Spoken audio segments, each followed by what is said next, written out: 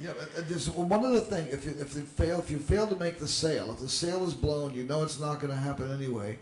There's a last-minute save again from Sonny. I learned this.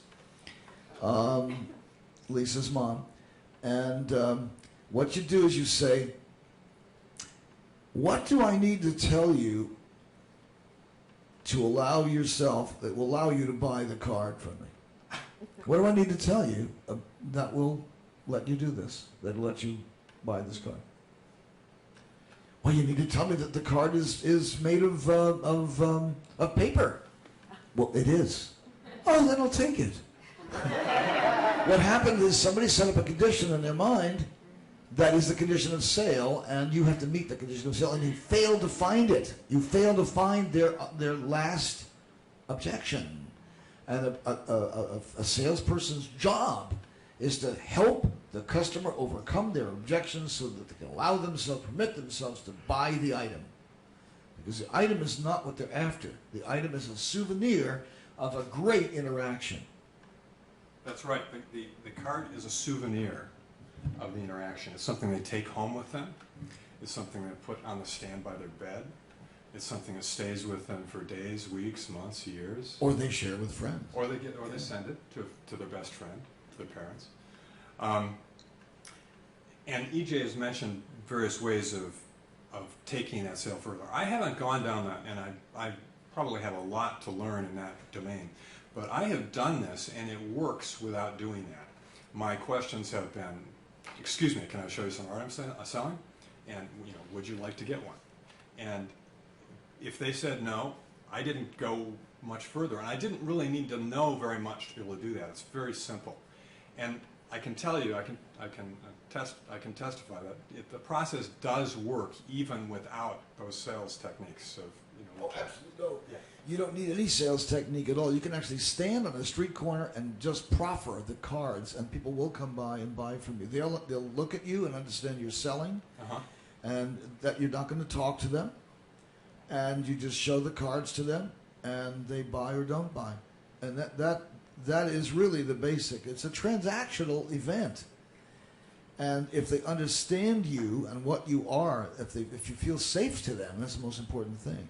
If you feel safe to them, they will approach you. You don't have to walk up to them. They'll come to you, and they'll say, "What do you got there? What's that? What are you doing?" That happens to me all the time. When I go into town, people walk up to me, "What are you selling? What are those things? Are you selling those?" "Yes, I am. Would you like to take a look?" "Sure." So it worked kind of. I want to talk about feminine attraction in this one moment. Just hang on a second. Feminine attraction. You spend 2 hours in front of a makeup mirror. Girls, I'm not talking to folks. I'm not talking to the ones in earshot. The ones who are listening to me do not do this. You understand what I'm saying? But you know some who do, who spend 2 hours, even 3 and 4 hours in front of a makeup mirror, handling their hair, doing their face, doing the whole deal, getting some cleavage. And am I wrong? I'm right. So, yeah. And why? Is it worth doing that? Why is it? What makes it worth doing that? What makes it worth doing that is the potential there of holding on to a particular position, whether it's social, sexual, dynamic, whatever it might be, in terms of relationship kind of thing. There's always this dilemma on the feminine side of attraction, attractiveness, being attractive, being the flower, the bee. The male is the bee and the girl is the flower, And we're sitting here waiting, looking pretty. But that is the game. That's the way the game is played. In the sense that someone is standing and looking for this, waiting for this to happen, waiting for some kind of recognition from somebody else. Along comes somebody like Dr. Paul, who clearly doesn't need the money, is not really, he's not a card salesman. He's not a greeting card salesman. It's so important to understand. This is what Claude talks about with re-origining yourself. He's not. He's a doctor out there showing some artwork that he's selling. Why is he selling it? Because he can't afford to give it away forever. If he gave it away, he'd be broke in no time. He'd give away thousands of these things a day. If you give it away, everybody will take one and throw it away down the next block. But the transaction for money is very important too. Oh, it is. Yeah, It's very important. Karmically Yeah. important, and also important in terms of the fact that you now have established a bond with them. And that bond, even though it's not permanent, it is quantum. It's very, very deep. There's a what you would say is an emotive connection there. It's a connection between the heart centrums. And boy, is that important. Now, why is it important? Are you trying to convince them of anything? You have to understand. You've got to know why you're doing this. What do you want from them? What you want the money? No. You want the transaction? No. So what are you actually trying to accomplish? And this is what I was hoping that we would get to about now. Yes. Well, this is really the most important point. And, and it's a very good question for myself. The visualization that I had, and I don't know what really was going on, but it was like there was a flow of something. It came from behind and above, and it went through me and it went to the other person. And I would just say whatever came to mind. I never spoke about the work in any kind of fixed terminology. I would just speak about it with whatever came to mind. I mean, someone asked what the other side is, and, well, you just stumble through it. But what I found was that I became progressively more and more kind of able to kind of craft new stories in the moment for the person I'm dealing with that seemed to communicate to them. I was really kind of shocked often that I would just, I told many times, one of my favorite, I did have some stories I would come back to. One of my favorite was the story of the black sheep and the white sheep. And I've told this story many times to people, there's the black sheep and then the white sheep. And the big problem that black sheep have is that they're alone and that they don't know there are other black sheep. And one of the most important things for black sheep is to find out that there are other black sheep out there. And the white sheep, well, the white sheep believe what they read in the newspapers. The center of gravity of the black sheep is in themselves. The center of gravity of the white sheep is in the culture.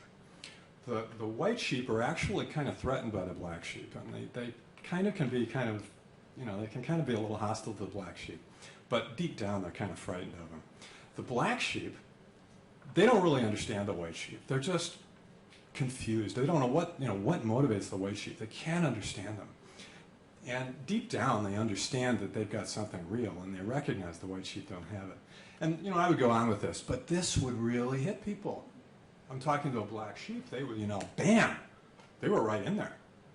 And there are a lot of ways to convey things. And so, very frequently, probably more often than not, I would get into conversations where these would be conversations where people were having realizations about, things that were very important to them. And they'd be just transfixed right in there. And then there was one line, it was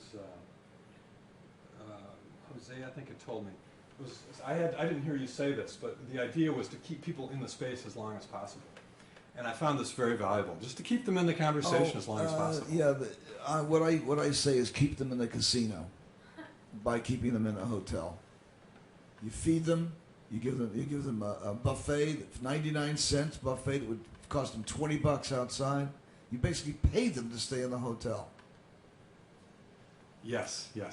And so we would get into these, and very frequently what would happen would be, the way I perceive it is there'd be a bubble around us. There'd be people milling all over the place. I'd be talking with this person. There was a bubble around us, 12, 15 feet around us. A little bit oblong. It's actually 3 meters in radius. It is 3 meters. It was a little oblong though. It was longer. Yeah. It'll shape. It's called shape. That's called shape. But if you look at radio emission waves and shape forms, you'll see that all radios emit a shaped wave. It's got like a liver shaped typically, or kidney shaped. And time. The time was like a different time flow. Outside, you could see all the people in their time flow, and we'd be in our time flow, and it was like severed. It was just like we were just disconnected from their time flow. We were together. The space was silent. It was, still, and we were talking. And you could be out in public with thousands of people, and this would occur. Yes, absolutely, and very surreal. And other people would. On many occasions, other people I'd mention on this. You mentioned this, and other people would recognize it happened too.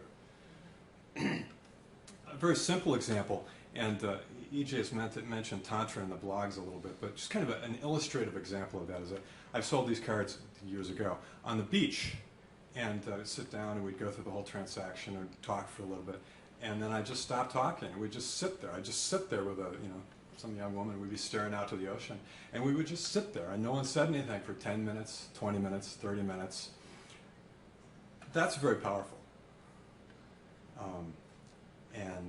But it's the same kind of thing that would happen when we were talking. We were just together, and eventually the person would say, "Well, I've got to go. They've got something I've got to get to." Eventually they'd break it off and go. But this was, these transactions were just mind-bending to me, and it became very real for me that this idea of karma, this equal and opposite reaction, is very important. If they were blown out by it, I was blown out by it. If it changed their lives a little bit, it changed my life a little bit. If they got something from it, I got something from it. It was always, just exactly equivalent. And I would I would just walk away from these interactions just kind of stunned, And then I'd go back to it and spend a day doing this. I'd end up a day, maybe I sell a dozen cards and maybe maybe I would have approached 20, 25 people, something like that. But the days seemed like it was weeks long, months long. I'd look back to the beginning of the day and I'd think, oh my God, it was just, ages ago, weeks ago. 9 o'clock in the morning when I started just seems like another universe compared to where I ended up. Early on, it's interesting you should mention that, because this actually is a universe-changing technique if you do it right. You don't have to be that, but you can use it to shift. Absolutely. Yes. At the end of the day, I was in a different universe than the beginning of the day. And I was confronting a lot of, things about that universe that, for the one, all those other people were in that universe and I was in this universe. And I remember early on I had taken these notes from the other side. This was very early. I was out on the streets of Atlanta and I had sold these throughout the day, and I came back and, man, something had happened. I mean, the machine was waking up. Something was going on. It was a major change. And I was thinking, what has happened here? How did this happen? And what I discovered was that was a routine occurrence. It was a big effect upon me. At the end of the day, was just really blown out.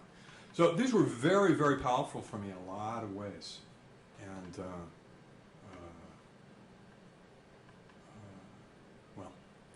it's very good. One thing I haven't touched on was approaching people. And I want to mention this because... Yeah, please do. How you do the selection process is really important. This is the key to the whole thing. If you ignore this part, you're going to have a lot of rejection and a lot of heartache. Yes, this is key. I was looking, so if you've got these cards, I would ask myself the question, okay, who's going to be interested in this art? It's a simple question. You can look out there, you can scan people. You see the truck driver walking down the street. Well, maybe he's probably not going to be interested. And you see someone else. Oh, they look like they might be interested. You can tell. It's a simple question. Anybody can get some sense. You know the art, and so you recognize. Okay, some kinds of people are going to be a little more interested, and there's a lot of motivation for figuring this out too, because it's just nicer to have people say yes than no. And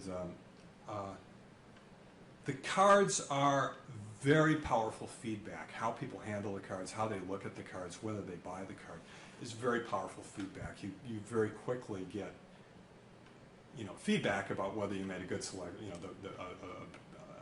the right selection. And what I found over time was that certain people would stand out. I would look across the crowd, and there'd be one person that stood out. Now, maybe I'm missing other people. I mean, maybe there'd be a lot of people, but in my own perception, there was someone out there that really struck me, and that was the person I approached. And I was really amazed over time to find how successful that action was. And fine-tuning that over time, because I got the feedback from how people handled the cards, I began to recognize what I was looking for. And I'm sure that there were a lot of people I would miss. I mean, it's not infallible, but there's a certain quality to people. You know, anyone here looks like a good black sheep, you know. But it was visible, and I don't think it's that hard to see. I think anyone, I mean, any one of us could see this very easily. But it's very helpful just to get a little feedback, just a little bit. You know, okay, this didn't work, this did. It doesn't take that much feedback to kind of hone in on what you're looking at. And if I had to describe it as, you know, the black sheep, as I call them, I thought in terms of, you know, the black sheep. I was looking for the black sheep. They're softer. They look softer. And there's just something, you can kind of see their emotion. It's just a little fluid. It's fluid. They're not so stuck in a particular, you know, pattern. They're not so stuck in something. The young people tend to be less hardened than older people. There's certain areas, you know, it's very helpful to go to the right place. You know, if you go to the mall in Kansas City, you know, you might not do so well. But if Berkeley college towns are very good. College campuses are great. What if you happen to be in Kansas City? Well, downtown city center would be good. Cafes, if you can find a cafe where people are sitting, they just go to hang out, that's good. Bus stations? I wouldn't spend a lot of time there. Airports? Airports are pretty good. If you can get a permit for well, you need a permit in some of them. Well, this came up, this question came up yesterday. The way I handled it was I just stayed invisible, and it was never an issue.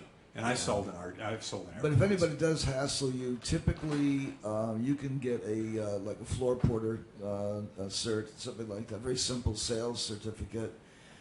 Usually it'll be Metro. It'll be something having to do with the city or the county. And you can get those for typically in almost any town in the country. There's a few that are weird that it's not true, but like $25 buys you a permit, maybe $50, something like that. Buys you a permit for a year. So don't be afraid of going down there and asking, what do you need as a busker or as a salesperson, street sales or anything like that? Because there are street vendor licenses. It's called street vendor. Okay? And if you keep moving and you don't block traffic and all that kind of stuff, you know, it all is going, the laws are all actually to help you because you don't want to block traffic, you don't want to be an obstruction, you don't want other people being an obstruction either. You don't want to hold like 20 or 30 mimes all packed into one place can cause traffic jams beyond belief. By the way, all of those mimes will be all doing exercises, not actual performance. And that's probably very valuable. I should probably look into that myself. My own technique, though, was just to maintain invisibility, and I found it very effective. And by invisibility, I mean, no one noticed it. No one noticed I was doing this. Other people didn't know I was doing this. I could walk into restaurants and pick out a table and sit down with the people at the table and sell cards to the whole group of people and be passing around cards and walk out of the restaurant. Nobody noticed. Well, that's that bubble again. That's that darn bubble. Yeah. What happens is that it is actually from a workplace. What happens is it's a higher action placed upon him to protect him and also to open the way for him. This is called enabling. Well, it could be called enabling deities, but what it actually is, in point of fact, is a bubble, and that bubble actually sends out vibes and brings vibes in, and it helps him. It enhances his chances. It enhances his chances. And people don't see it. You know, people are tuned in. You know, if you're looking for food, people see that. If you're looking to, you know, kind of disturb the environment somehow, you got some agenda. People notice that, but people didn't notice what I was doing. It just kind of blended in, and I think part of it has to do with the fact that I was very keen to the fact that I didn't want to disturb the vibrations of the environment too much.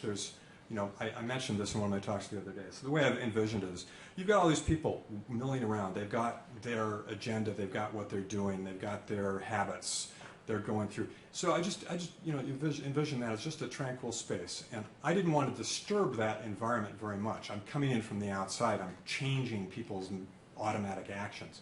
Didn't want to disturb that very much. What I mentioned the other day, you have to be willing to disturb it a little bit. And I think one of the things that people fear most about selling on the street is they really don't want to disturb that environment because it attracts attention and people resist it, and people fight back against that. But so I tried not to disturb that, and that's just a matter of blending. It's a matter of knowing how to just how to walk and how not to appear. Yeah, but that doesn't come as pre-knowledge. Somebody didn't tell you all those things. You picked that up over a period of time, adjusted and adapted until you finally fit into the environment the way you wanted to fit into. You had to consciously do that, actually program yourself to not make waves. Yes, that's true. And in a way, that sense of not making waves was the same thing that I was employing talking with the people. I've got someone in front of me. We're going through this exchange. There's a sense, you make a blunder. You say something at the wrong time. You're timing. You're speaking the same time they're talking. There are a million ways to break the china, and to be a bull in a china shop. And even now, when I'm doing it, I do still feel like a bull in a china shop. I'm trashing things to left and right, But nonetheless, if you're attuned to that, you can find a way how, at least not to do that as much as you did, and that's kind of the key to blending the vibrations. You want to be able to, connect with the other person, and it's the vibrations have to connect and not, you don't want to be choppy. You don't want to go over the edge. You don't want to break stuff. And it's the same kind of, that's the same kind of skill as blending in, being invisible in the environment, not making waves there. And let's see, so picking out people, I would just look out, someone would pop out, and I think any of us could do that. And it doesn't take that long to learn, and it's very effective. The other question that you mentioned was why doing this, and I'd mentioned the flow, and to me that was the why. It's the flow. I called it, my own word for it was work current. There's a current of something. I don't know what it is, but it had to do with the work. And it's technically called work current. Yes, and so it was all about the work current, because if the work current flowed, what they got, I got. It was transformation came from that. That's what I wanted. That was where the juice was. That was what helped them. That was what made the other person happy. In the deep sense, if they came away with something, oh my gosh, they realized something. It was important to them. So that was how I helped other people. That was what I was giving to other people. And EJ talks to us. How does EJ talk? He's just, and you get in front of him and he's talking to you. It's mind blowing. But in a way, I kind of felt like I was learning, in a small way. I was learning how to do what EJ had done for me. I was learning how to just talk to people. Did it make sense? Well, maybe somehow, and it was really valuable. And in order to learn how to do that, you have to have someone who's going to listen. But that was the point for me. Now you've got a clue here, because you don't have to be a good talker. You don't have to actually have your trip together mentally or any of that kind of thing. It's not necessary. In fact, you can make, as you said, you can make blunder after blunder. If your heart is good, they're going to want to hang out with you because your heart is good. That's 99% right there of why people will get into this rapport with you, is because you have some heart connection. Now the verbalization is just the capper. That's just the way that you explain to yourself, this is why we're relating. See, but you're making a connection there. It's a quantum connection, a very deep connection. It's telepathic, it's empathic, and then the words are blah, blah, blah, blah, blah, blah, blah, blah, which is kind of like. Actually, I like to say, I'm going to give you an idea. This is how I approach somebody. Do you mind if I give my approach with this? Please, yes. This is how I walk up to somebody, and I'll say to them something like this.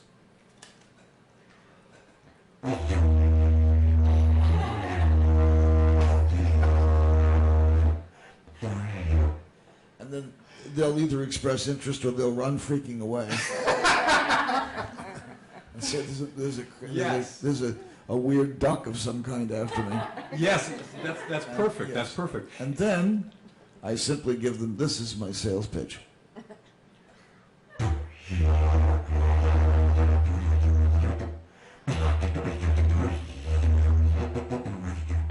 I point wildly at and gesticulate at the cards.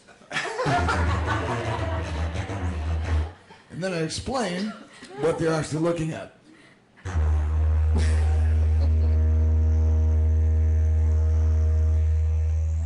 Usually I get an answer something like, but once in a while I'll get a,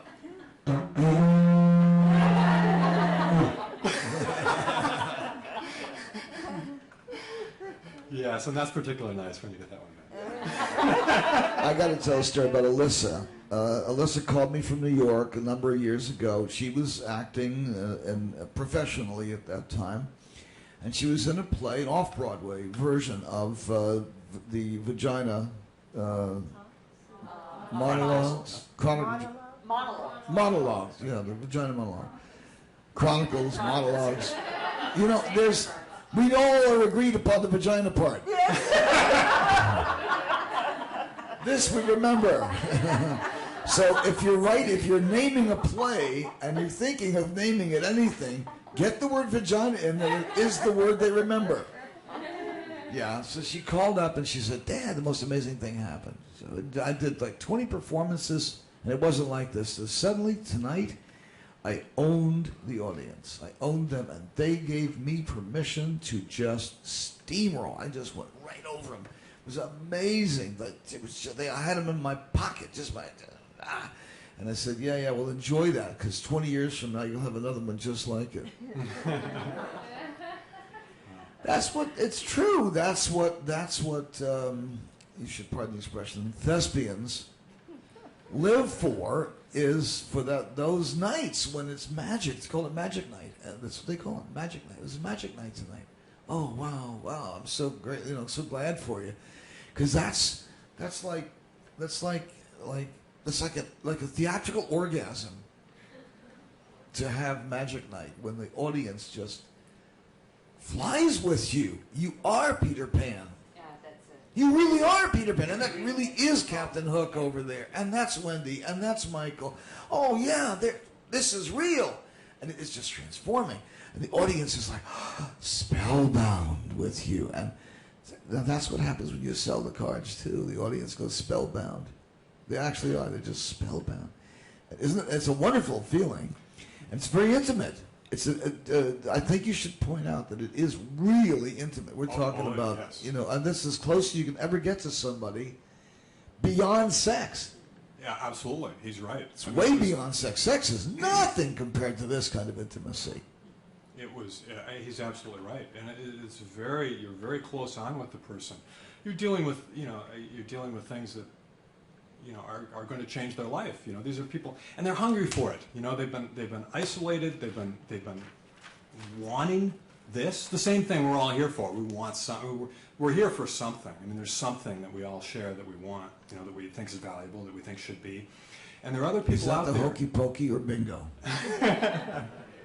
And there are other people out there who want that too, and to be able to offer that. All you got to do is go find them, right? Yeah. Because you know what? You can't advertise. Actually, there is a way to advertise, which I should tell you about. There is a way. You put the line, "Attention all jellyfish," into your ad, seriously. And then when somebody answers that ad, talk about the jellyfish. What I mean by that is be straight with them, because they're answering from a different place. Subtle energies are happening. See, what Dr. Paul is doing, he gets together with somebody, and subtle energies are exchanging between them, and it's almost like being on a desert island alone with somebody. It's that intimate and that concentrated and that focused. Yes, that's true. That's true. Another thing I want to touch on was there's this Sufi analogy of the bee gathering nectar from various flowers. So another way I would approach this is, who do I want to talk to? You know, I've got all this. It's very liberating to be able to talk to anybody. I've got this whole group of people. I can talk to any of these people. Who do I want to talk to? Well, I want to talk to that one over there. And what the way I visualized it is, it was like I was making a soup. I was putting a little bit of that person in and a little bit of that person in. What do I need next for the soup? Oh, well, a little bit of her maybe would be good. That's very good. It's like a hobo soup, yeah. Yes. Hobo stew. And you know, and I could feel it. I could feel it brewing. It's called mulligan stew, and that's a good idea for a name for that particular exercise for yourself, where you choose the next person to talk to. By the way, Paul, you said the person you want to talk to. You know, it's totally liberating to not have to talk to people you don't want to talk to. Oh my God, what a fabulous thing that is, to look at a crowd, scan the crowd and say, I don't want to talk to that one, I don't want to talk to that one, I don't want to have anything to do with this one. So I told the story, I'll tell it again. A woman walked into my shop one day years ago, many, like 45 years ago. She walks into my shop and she says, I need something to get my husband's attention and his love back. He's not paying any attention to me. He is completely cold to me. He doesn't give me any affection at all. And I said, what do you do? She says, I don't know. Every time I get together, he won't have anything to do with me. And I said, there's a simple cure for that. I didn't watch Paul. Why won't he have anything to do with me? She screwed her face up like that. And I said, what you need, and I sold her an essential oil and a candle. And I said, now you have to, when you're using this, you have to keep your face completely relaxed at all times. That's wonderful. Yeah. So she wouldn't do it to keep the husband, but she would for magic. So, yeah. So she relaxed the facial mask. She went home. They made love. They had a good time. They went out together, and so on and so on. So, that sometimes sometimes you're the active agent that makes somebody able to break their box. This is the thing that we were talking about earlier, is the idea that they're in a box and they're actually asking for help. There's a blinker that's on, like your beacon. There's a thing that goes beep, beep, and sort of like help, help, help, help, you help, please. And it's going on kind of constantly inside them. And it's not help like you normally hear. The normal help you hear is help. I'm feeling rotten. I'm sick. I'm poor. I'm disgusted. I'm depressed. Help. This is kind of like, is there more? Help. Is there more than this? Help. And one of my very dearest friends for almost all my life, almost all her life too, was a woman named Peggy Lee. She's a singer. And she signed with my stepdad's company, with Capitol Records, and she used to give me rides home I could walk to Capitol, I had no car, so she would give me a ride home from Capitol every day. So I'd wait in the studio for George Shearing to get finished. And that's how we got to be friends over years. She sang a song called Is That All There Is? I advise you to, during one of the breaks, go to YouTube and listen to that song, and just, if you can get through listening to that song without breaking up, it's because you've done some work on yourself. Because if you hear that song and you haven't done work on yourself, you're going to go, fuck. Yeah. It is all about the hokey pokey, isn't it? Mating and dating is where it's at. Well, no, there's more to it than that. So that's what's happening. Is they want that. They're craving that. So it's your job to find the target, to find the person that really wants and needs you. And this is where, Paul, this is where you get into. You have